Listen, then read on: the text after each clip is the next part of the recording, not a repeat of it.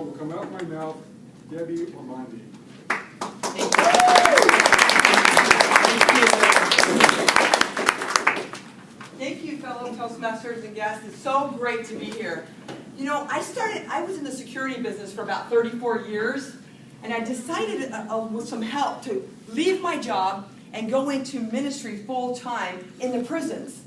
And it was really interesting because going to prisons, I thought would be an easy thing. I just go walk in and everybody was going to welcome me. But there were a lot to learn. There was a lot of things that I had to learn doing this. And so I began traveling all over the United States. The ministry's been going on for about 4 years now.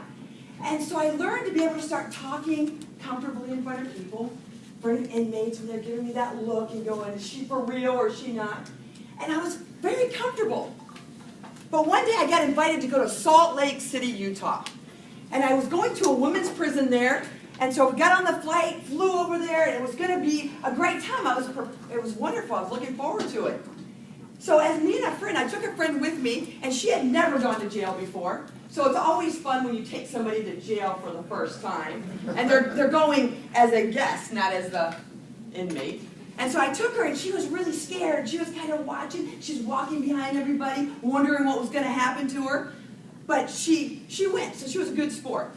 And as I got up to speak, it was interesting because I don't know about you, fellow Toastmasters, but speaking in front of an audience wasn't my favorite thing to do. And I always knew that something was going to happen, but I just didn't know what. You know, you're going to walk up and you're going to fall over the stage, or you're going to trip, or something's going to happen. You're going to forget your lines. You're going to forget where you're at. Something is going to happen.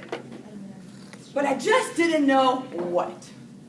And so I walked up to this prison, and I got there, and I was so excited. And one of the things that I do when I get there is I'll jump up and down and get everybody wound up, and I'll run up and down the aisles so that they know that I'm there, and that it's fun. It's not like a, you know, be worried about this person coming in. It's like, let's have fun.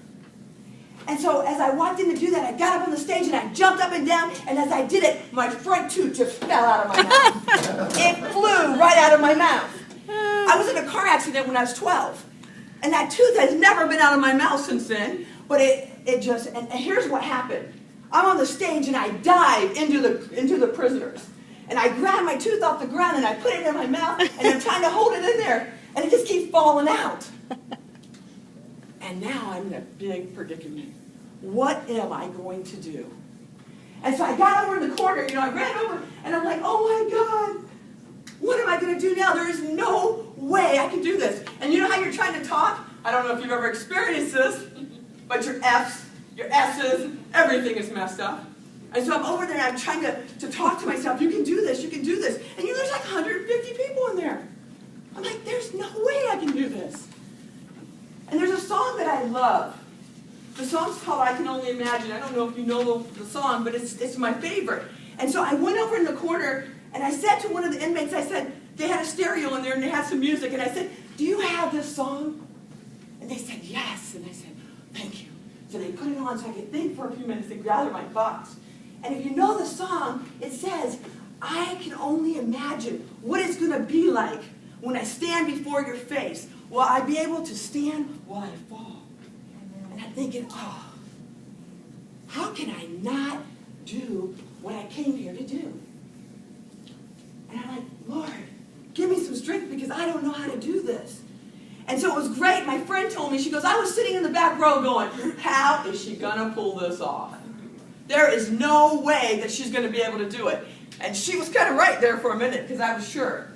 So what happened was, as I was sitting in the corner listening to the song, an inmate got up from the crowd and she walked over to me and she came over and she said, you're beautiful.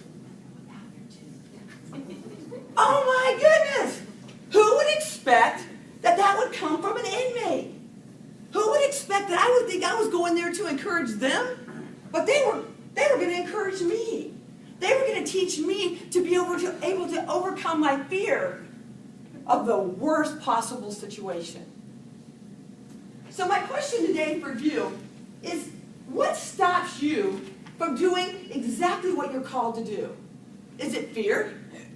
Is it the fear of the unknown? Is it the fear of losing a front tooth? You probably never thought of that. But when you get up in front of people, called to do that, we need to do it.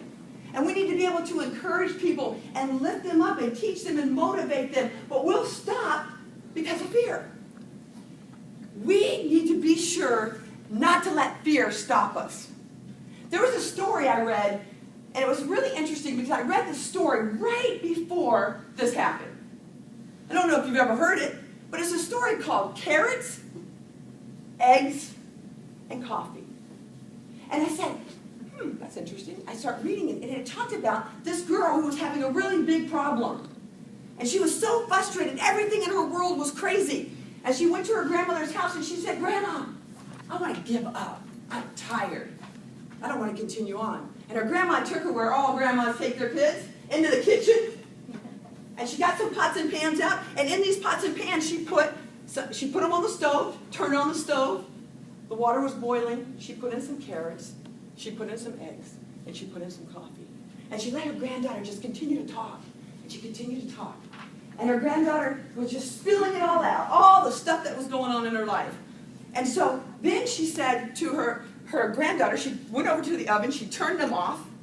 She ladled out the coffee. She took a fork and got out the carrots, spooned out the eggs. And she said to her granddaughter, what do you see? The granddaughter says, I see carrots, eggs, and coffee. What's the point, Grandma?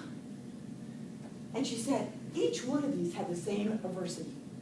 Boiling hot water. Touch the carrot. It went in hard and it came out soft.